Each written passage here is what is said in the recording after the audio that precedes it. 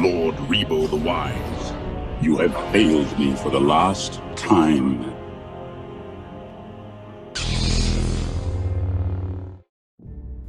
What's going on, everyone? Welcome back to a brand new video.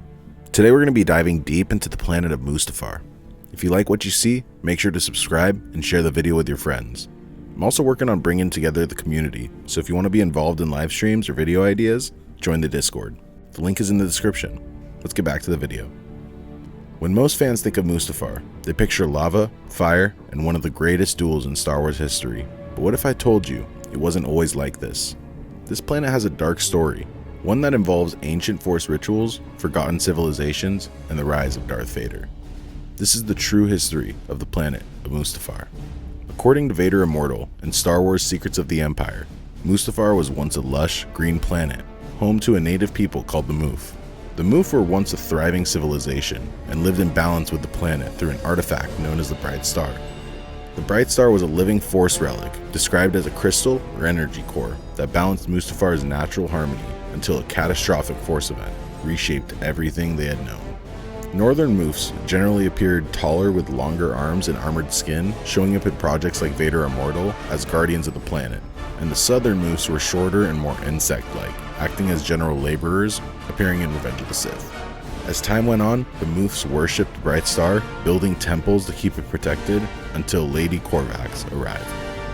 Lady Corvax was a Force-sensitive noblewoman from Mustafar's ruling class, living long before the events of the Skywalker saga, likely thousands of years before the Galactic Republic. Her ancestors were known for helping protect the Bright Star until one day, where in battle, her husband was killed. In an act of desperation, she made it her goal to steal the Force relic and resurrect her husband. Unfortunately, through a failed ritual, Lady Corvax tore a wound in the planet's core, unleashing massive tectonic shifts and fire from the planet's crust. At this point, the entire ecosystem would begin to collapse on itself. As the oceans boiled and forests were ignited by the flames from the core, the once green paradise became the lava-covered hellscape we know today. Through all of this, Lady Corvax's husband returned as a fragment stuck between the worlds. Lady Corvax ended up surviving, but would live to watch her people suffer because of the consequences of her love. As time goes on, Corvax's spirit still lingered, tied to the Bright Star. It is said she even appears on the planet as a Force projection from time to time. In Vader Immortal, she expresses her regret and pleads for the Bright Star to be returned to the Muf so the planet could begin to heal once again. Through these events, Mustafar would become a natural Sith nexus, just like Dagobah or Exegol.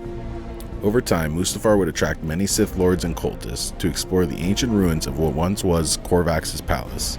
Mustafar wasn't just feared, it was studied, and by the time of Darth Sidious, it had a reputation for being spiritually significant and tied heavily with the dark side.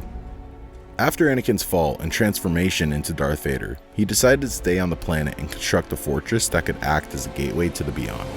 We even saw him open a portal using dark side energy in the Darth Vader comic in 2017 during his search for Padme. He conducted many different experiments and rituals on the planet, destabilizing the core even more than before, reminiscent of what changed the planet in the first place. As the Empire fell and Vader rejoined the light, the planet would begin to change, and maybe in some ways that some might not have expected. As shown in The Rise of Skywalker, the planet was slowly beginning to heal. According to some canon materials, this began right after the Bright Star was returned in Vader Immortal. I think that with the death of Vader and the return of the relic, the planet was allowed time to fix the wounds originally started by Lady Corvax. Mustafar was never just a world of fire. It was a paradise, twisted by tragedy.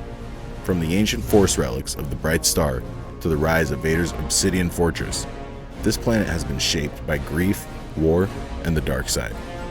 But beneath the ash, Mustafar still breathes. As the lava cools and the forests begin to return, the planet reminds us of something powerful. No matter how deep the darkness runs, the Force can still overcome. I hope you guys enjoyed the video. I really enjoyed making this one on stream with all of you guys. If you liked it, please consider subscribing. I appreciate every single one of you, and until next time, may the Force be with you, always.